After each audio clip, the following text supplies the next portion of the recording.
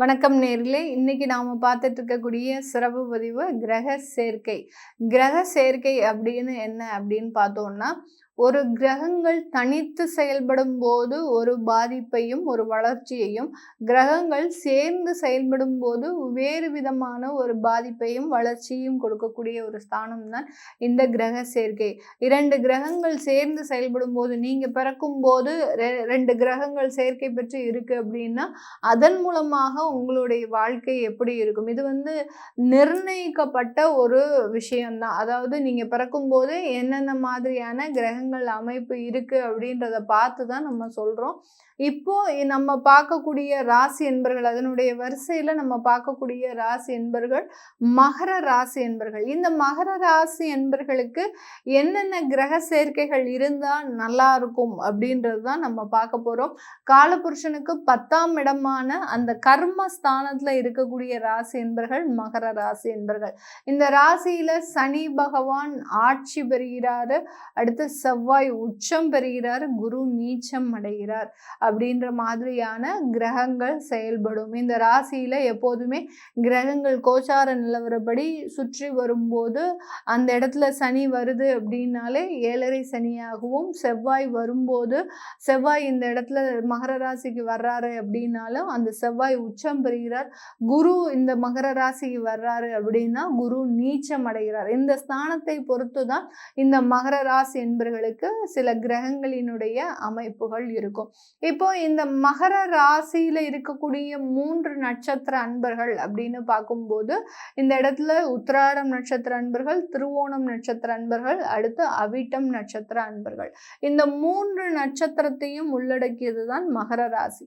மகர ராசி என்பர்கள் எப்போதுமே பார்த்தீங்கன்னா 24/7 அப்படின்னு அளவுக்கு இடைவிடாமல் ஓய்வெடுக்காமல் உழைக்கக்கூடியவர்கள், எந்த விதமான எதிர்பார்ப்பும் இன்றி. இங்க அதுதான் நம்ம நோட் பண்ணக்கூடிய ஒரு முக்கியமான ஒரு பாயிண்ட். ஏன்னா ஒருத்தர் வேலை செய்கிறாங்க அப்படின்னா அந்த இடத்துல எந்த விதமான எதிர்பார்ப்பும் இல்லாமல் வேலை செய்யும் போது அந்த வேலையினுடைய ஒரு அமைப்பு அப்படின்றது நல்ல விதமாக இருக்கும். ஒரு எதிர்பார்த்து செய்யும்போது இவங்க எனக்கு இவ்வளோதான் கொடுத்தாங்க, நான் இவ்வளோதான் செய்ய முடியும் அப்படின்ற மாதிரியான அங்கே ஒரு கண்டிஷன் பேசிஸில் வேலை செய்யக்கூடிய ஒரு அமைப்பு அப்படின்றதும் இருக்கும். அதனால இந்த மகர ராசி என்பர்கள் எப்போதுமே அந்த வேலையில் எந்த விதமான எதிர்பார்ப்பும் இருக்கவே இருக்காது. எனக்கு இவங்க இவ்வளோ தராங்க, நான் இவ்வளோ வேலை செய்கிறேன், நான் இவ்வளோ கொடுத்துருக்குறாங்க, அதனால நான் இவ்வளோ கிரேட்டாக வேலை செஞ்சுருக்கிறேன் அப்படின்ற மாதிரியாக எந்த விதமான ஒரு வருமானத்தை வச்சு அந்த வேலையை நிர்ணயிக்க மாட்டாங்க. இப்படிப்பட்ட இந்த மகர ராசி என்பர்களுக்கு இவர்களினுடைய கிரக சேர்க்கை, எந்த கிரக சேர்க்கை இவர்களுக்கு நல்ல ஒரு அமைப்பை கொடுக்கும் அப்படின்னு கேட்டிங்கன்னா, செவ்வாய் சந்திரன். அதாவது செவ்வாய் உங்களுடைய ராசியின் மீது சேர்க்கை பெறும்போது இந்த இடத்துல மிகப்பெரிய ஒரு உயர்ந்த யோகத்தை கொடுக்கக்கூடிய ஒரு அமைப்பு அப்படின்றது இருக்கும். ப்ராப்பர்ட்டி வாங்கிக்கிட்டே இருப்பீங்க. அந்த ப்ராப்பர்ட்டி வாங்குறத உங்களால் நிறுத்தவே முடியாது. அதே மாதிரி தொழில் செய்கிறதுல ஒரு ஜாம்பவான் அப்படின்னு சொன்னால் இந்த சந்திரன் செவ்வாய் சேர்க்கை கிரக சேர்க்கை இருக்கக்கூடியவர்கள் தான் இந்த மகர ராசி என்பவர்கள் ஒரு தொழில் ஜாம்பவான்களாக இருக்க முடியும். ஏன்னா செவ்வாயின்றது பார்த்தீங்கன்னா எப்போதுமே ஒரு ஆளுமை திறன், ஒரு தலைமை பண்பு அப்படின்றது கண்டிப்பாக இருக்கும். அந்த ஆளுமை திறனும் தலைமை பண்பும் இருக்கக்கூடிய இந்த மகர ராசி என்பவர்களுக்கு அதிகப்படியான அந்த தொழிலை ஏற்று நடத்தி அந்த தொழிலில் வருமானம் சம்பாதிக்கக்கூடிய அளவிற்கு அந்த தொழில் கட்டமைப்பு அப்படின்றது கண்டிப்பாக இருக்கும். ஏன்னா இந்த ராசி என்பவர்களுக்கு செவ்வாயாகப்பட்டவர் 4-11 குடையவர். அதாவது சுகஸ்தானாதிபதி, லாபஸ்தானாதிபதி. அவர் சந்திரன் மீது பயணிக்கும் போது அந்த சந்திரன் பார்த்தீங்கன்னா உங்களுக்கு 7ஆம் இடத்திற்கு உரியவர். அந்த 7ஆம் இடத்திற்கு உரியவர் அப்படின்றதுனால யார்கிட்டையும் ஒரு கம்யூனிகேஷன் பவர் அப்படின்றது இந்த மகர ராசி என்பவர்களுக்கு அதிகப்படியாக இருக்கும். அதனால அந்த தொழில் செய்யக்கூடிய ஒரு அமைப்பு வேணும் அப்படின்னா இந்த செவ்வாய் சந்திரன் இருந்தால் தான் இவர்களால் தொழில் செய்ய முடியும். அது எப்பேற்பட்ட தொழிலாக இருந்தாலும் சரி, ஒரு 5 வருடம் ஒரு தொழிலை செஞ்சேன், எனக்கு இந்த தொழில் பிடிக்கல, எனக்கு இந்த தொழிலேருந்து இந்த தொழிலில் மாற்றணும்னு நினச்சேன்னா அந்த தொழிலையும் இலகுவாக அதை ஏற்று நடத்தக்கூடிய ஒரு அமைப்பை வாய்ந்தவர்கள் இந்த மகர ராசி என்பவர்கள். அதனால செவ்வாய் சந்திரன் உங்களுடைய ராசியின் மீது இருக்கு அப்படின்னா கவலையப்படாதீங்க. நீங்க எந்த விதமான சில பிரச்சனைகளையும் தைரியமாக சமாளிக்கக்கூடிய ஒரு அமைப்பு அப்படின்றது இந்த மகர ராசி என்பவர்களுக்கு இருக்கும். அடுத்த ஒரு நல்ல ஒரு கிரக சேர்க்கை அப்படின்னு பார்த்தீங்கன்னா இந்த மகர ராசி என்பவர்களுக்கு அதாவது சுக்கிரனும் அதாவது இந்த மகர ராசி என்பர்களுக்கு சுக்கிரனும் செவ்வாயும் கிரக சேர்க்கை பெறும்போது, அந்த சுக்கிரன் செவ்வாய் கிரக சேர்க்கை பார்த்தீங்கன்னா, திருமண வாழ்க்கையில நல்ல ஒரு சேஞ்சஸ குடுக்கக்கூடிய ஒரு டைமாக இருக்கும். திருமணம் ஆன உடனே வெளிநாடு போகக்கூடிய ஒரு யோகம், வெளிநாட்ல போய் நல்ல ப்ராப்பர்ட்டி, அடுத்து பார்த்தீங்கன்னா, வெளிநாட்ல நல்ல ஒரு ஆடம்பரமான ஒரு வாழ்க்கை, இது எல்லாத்தையுமே இந்த மகர ராசி என்பர்கள் இந்த செவ்வாயும் சுக்கிரனும் கிரக சேர்க்கை பெறும்போது நல்ல ஒரு கட்டமைப்பான ஒரு வாழ்க்கையை பெறுவதற்குண்டான ஒரு நேரம். நல்ல ஒரு அழகான குடும்பம்ப்பா, நல்ல ஒரு குழந்தைங்க இருக்கிறாங்க, நல்ல ஒரு வசதியான ஒரு வாழ்க்கை இருக்கு இவங்களுக்கு அப்படின்னு ஊர் மெச்ச வாழக்கூடியவர்கள் இந்த செவ்வாய் சுக்கிரன் கிரக சேர்க்கை பெற்ற இந்த மகர ராசி என்பர்கள். இந்த மகர ராசி என்பர்களுக்கு படிப்பு ரீதியான கிரக சேர்க்கை எந்த மாதிரியான கிரக சேர்க்கை அப்படின்னு கேட்டீங்கன்னா, புதன் அந்த சுக்கிரனோடு சேர்ந்து இருக்கும்போது நிறைய விஷயங்கள்ல இவர்களுக்கு இன்ட்ரெஸ்ட் இருக்கும். அதாவது ஒரு வேலை அப்படின்னு இல்லாம இவங்க இன்ஜினியரிங்கும் படிச்சு அடுத்து அட்மினிஸ்ட்ரேஷன் ஒர்க்கும் படிச்சு எல்லாமே செய்யக்கூடிய ஒரு நபர்களாக தான் இருப்பாங்க.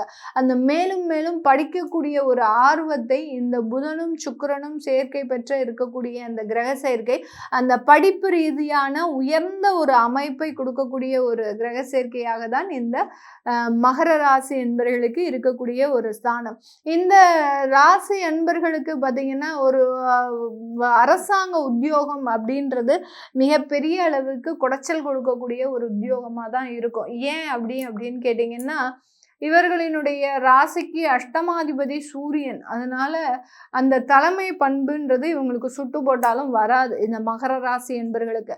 அப்படி இருக்கக்கூடிய இந்த ராசி என்பர்கள் அந்த அரசாங்க உத்தியோகத்துல வேலை செஞ்சாங்க அப்படின்னா, அந்த என்னைக்கு அரசாங்க உத்தியோகத்துக்குள்ள நுழையிறாங்களோ அன்னையிலிருந்து இவர்களுக்கு முழுமையான 7.5 சனி அப்படின்றது தான் அர்த்தம். ஏன்னா அந்த அரசாங்க உத்தியோகத்துல இருந்தும் வெளியிலையும் வர முடியாது. அடுத்து பார்த்தீங்கன்னா அதுல மாட்டிக்கிட்டு அவர்கள் தவிக்கக்கூடிய தவிப்பு இருக்கு பாருங்க, அது உலக மகா தவிப்பாக இருக்கும். ஏன்டா நம்ம இந்த அரசாங்க உத்தியோகத்தை வாங்கணும் அப்படின்ற மாதிரி இருக்கும். சரி, ஒரு போஸ்டிங் போனோம், நம்மளுக்கு ஒரு உயர்ந்த பதவிகள் கிடைச்சது, அதன் மூலமாக ஏதாவது மாறுமா அப்படின்னு கேட்டிங்கன்னா இன்னும் மேலும் தலைவலி தான் இருக்குமே ஒழிய அதுல இருந்து குறைவு அப்படின்றது கண்டிப்பாக இருக்காது. இந்த மகர ராசி என்பர்கள் நிறைய அரசாங்க உத்தியோகஸ்தர்கள் வாலண்டியர் ரிட்டைர்மெண்ட் தான் வாங்குவாங்களே ஒழிய ஆட்டோமேட்டிக்கான அந்த ரிட்டைர்மெண்ட் லைஃப்ல ரிட்டைர்மெண்ட் எடுத்த ஒரு நபர்களே கிடையாது. அந்த அளவுக்கு அந்த அரசாங்க உத்தியோகம் இவர்களுக்கு மிகப்பெரிய ஒரு பாதிப்பை கொடுக்கக்கூடிய ஒரு அமைப்பு அப்படின்றது இருக்கும். இவர்களுக்கு இந்த மகர ராசி என்பவர்களுக்கு எந்த கிரக சேர்க்கை முற்றிலுமான ஒரு பாதிப்பை இவர்களுக்கு கொடுக்கும் அப்படின்னு கேட்டிங்கன்னா, தொழில் செய்ய விடாம, அடுத்து பார்த்தீங்கன்னா தொழில்ல நஷ்டங்கள், தேவையான அளவுக்கு கான்ட்ராக்ட் கிடைக்காம இருக்கிறது, அடுத்து பார்த்தீங்கன்னா தேவையில்லாத ஒரு பணியாளர்கள் பிரச்சனை, இது எல்லாத்தையுமே எந்த கிரக சேர்க்கை இந்த மகர ராசி என்பவர்களுக்கு கொடுக்கும் அப்படின்னு பார்த்தீங்கன்னா, சூரியன் ராகு அப்படின்ற கிரக சேர்க்கை மிகப்பெரிய அளவுக்கு இவர்களுக்கு லைஃப்ல ஒரு புரட்டி போடும் விதமாக சில பிரச்சனைகளை கொடுத்துரும். ஏன் அப்படின்னு கேட்டிங்கன்னா, அந்த சூரியன் அஷ்டமாதிபதி அவர் சர்ப்ப கிரகத்தோடு சேர்க்கை பெற்று இருக்கும்போது இந்த மாதிரியான தொந்தரவுகளை கொடுக்கக்கூடிய ஒரு அமைப்பு இந்த மகர ராசி என்பர்கள் பெறுகிறாங்க. இப்போ இந்த சூரியன் ராகு கிரக சேர்க்கை பெற்று இருக்கு அப்படின்னு பார்த்தீங்கன்னாலே, அந்த சூரியன் ராகு வந்தாச்சுனாலே இவர்கள் கிரகணத்துல இருக்கக்கூடிய ஒரு நபர்களாக தான் இருப்பாங்க. அதாவது கிரகணத்தன்னைக்கு பிறந்திருப்பாங்க. சூரிய கிரகணம் அப்படின்ற மாதிரியான அந்த கிரகணத்துல பிறந்திருக்கக்கூடிய ஒரு அமைப்பை வாய்ந்தவர்களாக தான் இருப்பாங்க. அதுவும் அமாவாசை அப்படின்ற ஒரு தினத்திலையும் பிறந்திருப்பாங்க. இந்த சூரியன் ராகு கிரக சேர்க்கை பார்த்தீங்கன்னா இவர்களுக்கு மிகப்பெரிய பொருளாதார பின்னடைவை கொடுத்துரும். என்னதான் இவர்கள் மேலும் மேலும் வளர்ச்சி அடைந்து வந்தாலும் கூட அந்த இடத்துல பொருளாதார பின்னடைவு அப்படின்றது கண்டிப்பாக இருந்துகிட்டே இருக்கும். கடன்னால தன்னுடைய வாழ்க்கையவே அழிச்சு கொள்ளக்கூடிய அளவிற்கு சில பிரச்சனைகள்லாம் வரும். ஏன்னா சூரியன் உங்களுடைய ராசியின் மீதே இருந்து ராகுவோட சேர்ந்து இருக்கிறார். அதே இடத்துல சந்திரனும் இருக்கிறதுனால அந்த வாழ்க்கையை முடித்து கொள்ளக்கூடிய அளவிற்கு ஒரு ப்ரெஷரை அந்த இடத்துல அந்த சூரியன் ராகு கிரக சேர்க்கை அதிகப்படியான ஒரு பிரச்சனைகளை கொடுக்கக்கூடிய ஒரு அமைப்பாக இருக்கும்.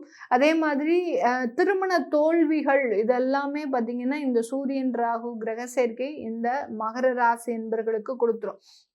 அந்த திருமண தோல்விகள்லாம் பார்த்தீங்கன்னா, முதல் திருமணத்தில அதிகப்படியான துன்புறுத்தல்களை குடுக்கும். அதாவது தேவையில்லாத அவமானங்கள், அடுத்து பார்த்தீங்கன்னா, பெண்களாக இருக்கிறாங்க அப்டின்னா, அந்த புகுந்த இடத்துல அதாவது தன்னுடைய கணவர் வீட்ல அதிகப்படியான துன்புறுத்தல்களை அனுபவிச்சிருப்பாங்க.